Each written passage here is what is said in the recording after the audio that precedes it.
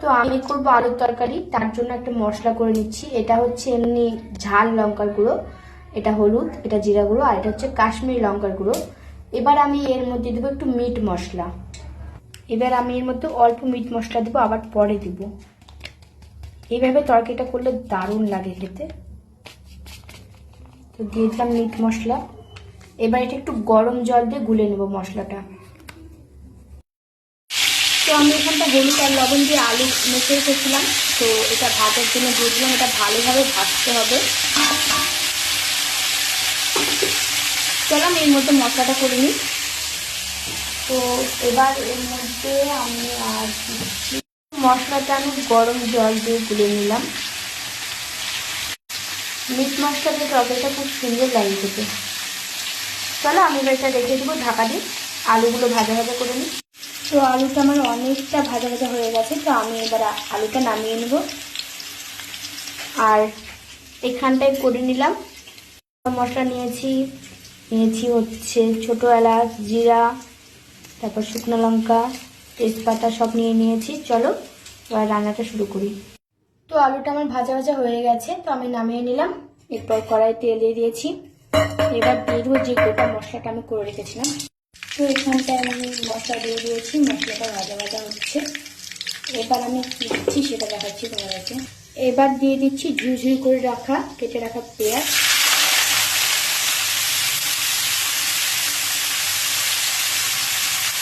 এবার পেঁয়াজটা কিছুক্ষণ ভাজা ভাজা হওয়ার পর আমি দিয়ে দেবো রসুন, তারপর টমেটো, তারপর দেবো আদাটা, তারপর দেবো মশলাটা।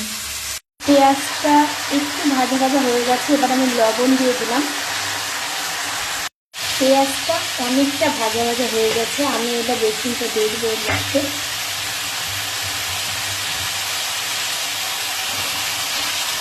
রসুনের পরিমাণটা অল্প, বেশি দিলে গন্ধ করবে রসুন। এবার এর মধ্যে আমি দিয়ে দেবো টমেটো।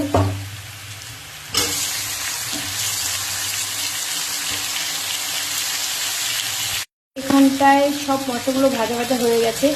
এবার আমি যে আদাটা গ্রেট করে রেখেছিলাম এটা দিয়ে দিলাম।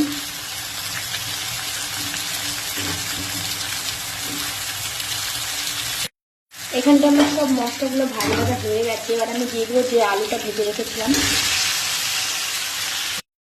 এর মধ্যে আমি দিয়ে দিলাম মটরশুঁটি, আর যে মশলাটা করে রেখেছিলাম আমি এটা দিয়ে দেবো।